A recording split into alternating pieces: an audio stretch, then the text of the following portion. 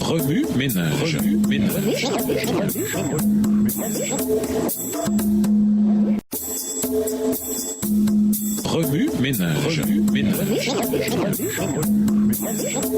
Bienvenue dans votre émission. Remue ménage. Nous voilà à la leçon de mercredi, se soumettre à l'amour. Lisons Éphésiens 5, le verset 15. Éphésiens 5, verset 15. Veillez donc avec soin à votre manière de vivre.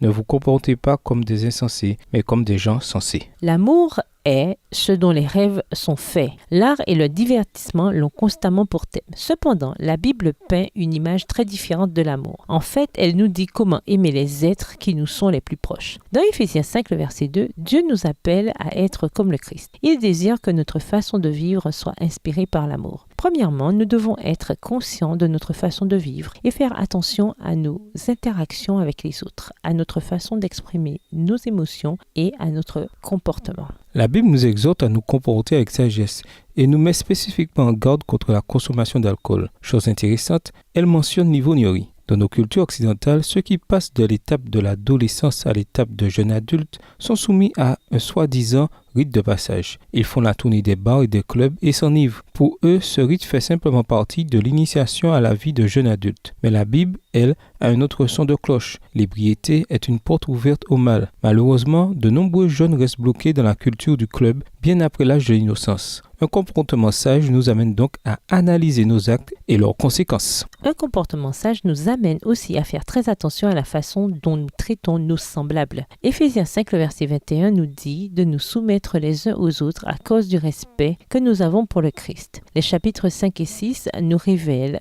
comment gérer les relations clés de la famille. Femme et mari, enfants et parents, maîtres et esclaves. Ces versets suscitent bien des débats dans l'Église, surtout le verset 22 qui dit aux femmes de se soumettre à leur mari. Cependant, nous devons mettre l'accent sur le verset 21. Soumettez-vous les uns aux autres à cause du respect que vous avez pour le Christ. Ici, Dieu nous dit que si nous le prenons au sérieux, si nous avons du respect pour lui, nous nous soumettrons les uns aux autres. Que signifie donc se soumettre ? Voici la définition qu'en donne le Centre national de ressources textuelles et lexicales. Céder, obéir de manière volontaire ou parce que l'on y est contraint à quelqu'un ou à quelque chose dont on reconnaît la force, l'autorité, la nécessité, ou se soumettre aux conditions, aux lois, aux jugements, aux règles, à une simple formalité. Le verbe soumettre implique de s'humilier et de remettre son sort entre les mains de quelqu'un d'autre, de le respecter et de lui faire confiance. Comme tel, le mot exige beaucoup plus de nous. Pour nous soumettre, nous devons cultiver une relation qui nous permet de faire confiance aux autres et d'éprouver du respect pour eux. Il serait extrêmement difficile de faire confiance à une personne que nous ne connaissons pas ou ne respectons pas, d'avoir foi en elle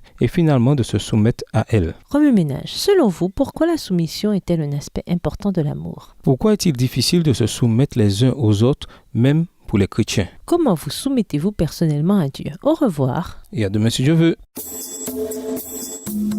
Remue ménage. Remue ménage.